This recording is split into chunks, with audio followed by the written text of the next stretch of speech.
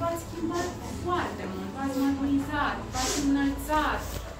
Chiar sunteți copii de clasa a 4-a viitori, copii de clasa elevi, de clasa a 5-a. Sunt mândră să știți de tot parcursul vostru.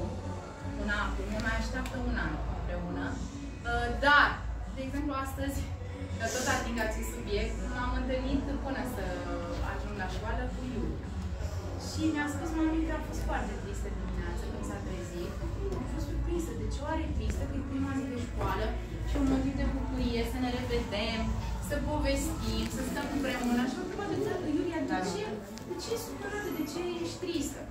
Pentru că ne despărțim. Deci ea deja se gândește că e ultimul an, dar eu zic așa, să profităm din plin de acest an împreună, în formula aceasta.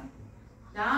Noi cu echipa noastră, 4 ASTEP și cu doamnele, doamna Andra și doamna Violeta, rămânem în continuare aceeași echipă frumoasă, dar să știți că de la anul eu rămân cu voi, chiar dacă nu o să mai fiu doamna voastră învățătoare, suntem împreună. Aceasta rămâne casa voastră. Voi puteți să veniți oricând, suntem aproape și vă aștept oricând să povestim, să îmi spuneți ce ați mai făcut, cum e în clasa 5-a, multe lucruri. Sunt aici pentru voi și oricând aveți nevoie de ajutor, știți că mă găsiți. Plus cărțile vă așteaptă la bibliotecă. E casa voastră. Da, copii, deci nu ne despărțim, nu vă mai gândiți la acest lucru, pentru că rămânem o echipă. Plus că Rafa e cu voi, eu sunt cu voi, deci o să rămânem familia pe care o cunoaștem. Vă urez cu toată dragostea și căldura un început de an școlar minunat, un an extraordinar, cu reușite, cu realizări, cu speranță, mai multă seriozitate, pentru că e un an mai greu, cu responsabilități și provocări. Să fiți sănătoși, să fiți puternici, să fiți încrezători, da, Alexandra? Creativi, așa cum vă știu, talentați și să dovediți că sunteți extraordinari, așa cum eu vă cunosc. Și dumneavoastră, dragi părinți, un an cât mai bun, un an minunat, să vă bucurați de ei, de realizările lor și știți că sunt multe. Știm la sfârșit de an câte adunăm și împreună să sărbătorim finalul de clasa a 4-a.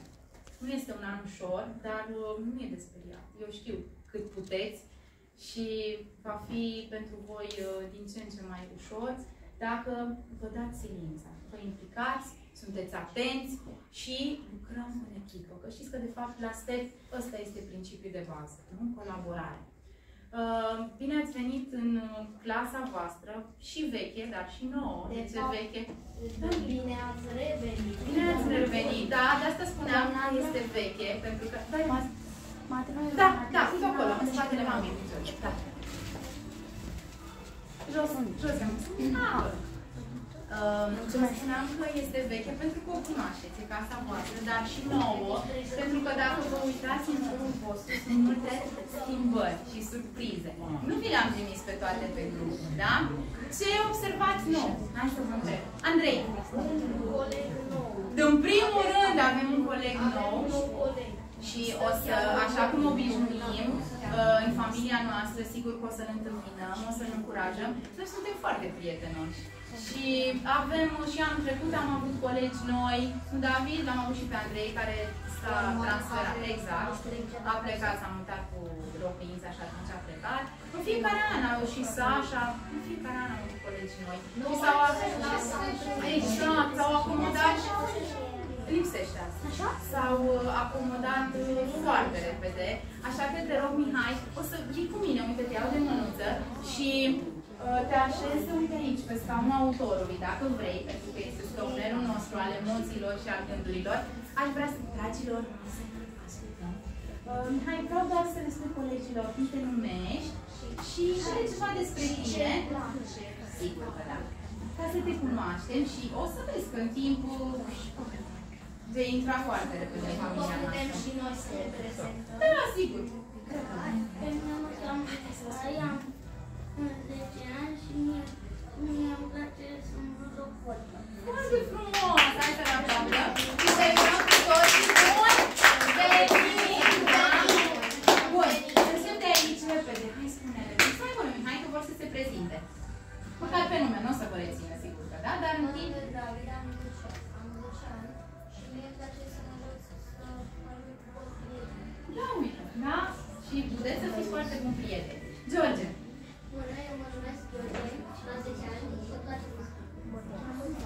descoperi și pasiunile. Dar pe parcurs o să știi foarte bine.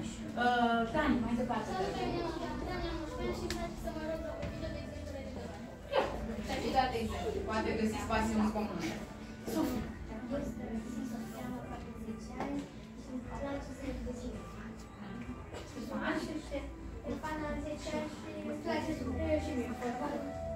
Iată, v-ați descoperit o pasiune comună, deci vă puteți repede împrieteni. David. Numele meu este David, am aproape 11 ani și îmi place fotbalul. Bravo! Încă un partener de joacă, da?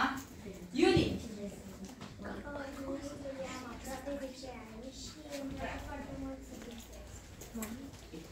Salut! Numele meu este Cristian, am 10 ani și îmi place să mă joc Minecraft. Salut! Mă numesc Darius și îmi place să mă joc Minecraft. Da, de jocuri video, fotbal, ia uite, dacă observ și tricoul tău, de indicii despre pasiunile tale. Antonio, încă o dată, te rog. Salut, eu sunt Antonio. Îmi doresc să fiu portat. Deci îți place fotbalul, da? Bun, Robert.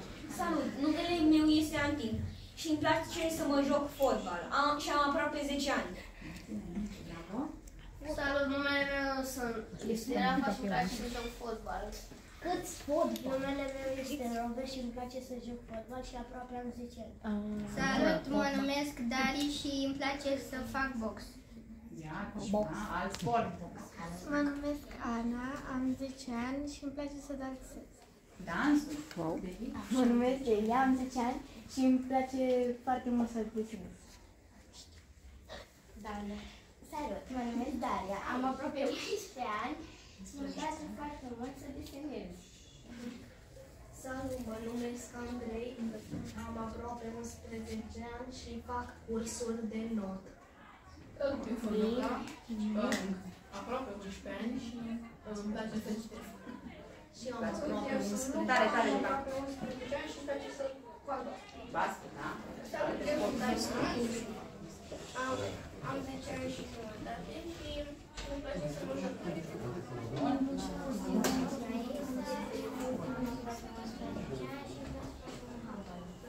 Interesant!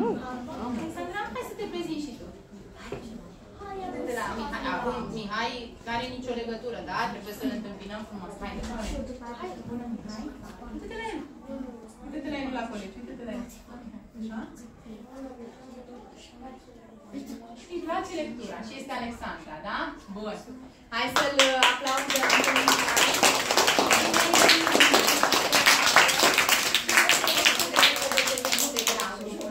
Da? Mulțumim! Bun, deci iată, Andrei imediat a observat un coleg, ne-am împrietenit. Ce ați mai văzut nou în căsuța noastră? Ce mai e nou? Daria! Bucheta, sigur că da! Am făcut o mică excepție, sper că mama lui Luca să nu se supere pe noi, că ce să facem? N-am mai avut răbdare, ea noastră, sigur că da, rămânem după program și o curățăm. Dar bineînțeles că de mâine ne vom schimba pantofii, inclusiv eu, am promis. Ce aș mai văzut, Rafa? Am auzit planșe cu istorie. Și? Geografia. Pentru că anul acesta vom avea, Ștefan, și cu noi, da? Geografie și istorie. Sunt noi în programă, dar noi am tot vorbit de geografie, că doar vedem ghirlanda cu steaguri, nu? Și știm despre țările Europei. Dar am stau să vorbim mai mult despre România, că suntem români și învățăm despre istorie, da? Și geografie. Bun. Antonio. Calendarul. Calendarul, sigur că da, ne așteaptă pe luna septembrie, Raisa? Niște licuri observative. Ce să fie oare conceptul licuri? Sunt ingredientele pentru acest minunat an școlar. Care ar fi ingredientele? Perseverență. Da, să fim perseverenți, să fim curajoși, să ne iubim unii pe alții, sigur că da, să ne respectăm, să fim toleranți. Și răbdare. Să avem răbdare. Și să fim foarte ambițioși și puternici. Bine? Bun. Și dacă tot vorbim despre clasa a 4-a și spuneam că ne așteaptă multe aventuri, eu m-am gândit așa. Să să transformăm totul într-un zbor frumos. Mai țineți minte anul trecut, prima zi de școală? Oare Da, mai știu. Ce-am făcut? Aripi. Am zburat cu niște aripi colorate, pe care voi ați scris cuvinte magice, simbole. Ei, am zis să zburăm în continuare, dar nu mai vreau cu aripi colorate.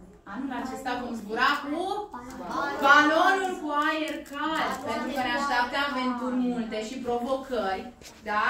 Și o să ajungem pe o înălțime, o culme departe, clasa a 5-a, da?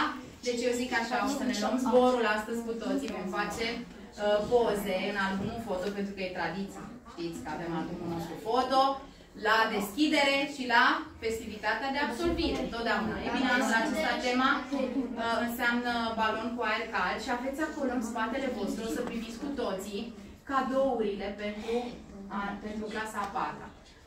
V-am ales, doar vi le arăt și apoi o să vi le împart, dar vreau să facem și pozele. Aveți un pachet frumos, bineînțeles, cu balonașul nostru cu aer cald, da? Să putem zbura cât mai departe. Ascultați? Așa. Că am ales prima carte de la clubul de lectură, pentru că noi suntem avansați, da, la lectură. Prima carte din acest an, Pictează vântul, că toți zburăm, da, pe acest vânt frumos, despre prietenie, despre respect și spirit de echipă, o să vedeți.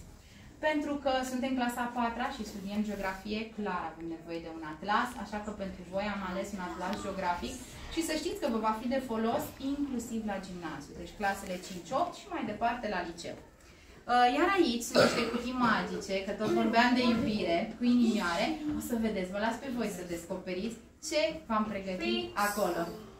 Oare să fie un pix magic, colorat, să nu mai îmi spuneți că mi-am pierdut roșu, am pierdut verde. Îl aveți pe tot, cu toate culorile incluse, să vă fie de folos atunci când luăm notițe.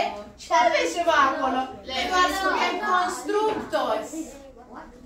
Deci, ce putem să folosim pentru Lego, sigur că da, aveți jocuri Lego. Bun, și sigur că vom face și poze cu rama de clasa a 4-a. Deci iată câte surprize ne așteaptă. Avem la dispoziție suficient timp și pentru... Da, Andrei. Atlasul luăm acasă sau ținem? Le folosim aici la școală și în clasa, la final de clasa a 4-a, sigur că vi le luați acasă. Bun. Dragii mei, hai să începem atunci ședința foto, da? Și o să-i rog pe părinți dacă pot dumnealor pe la 12, da? Să ne vedem. Da. Iar de mâine, programul bine cunoscut de 8 ore, de la 8 la 4.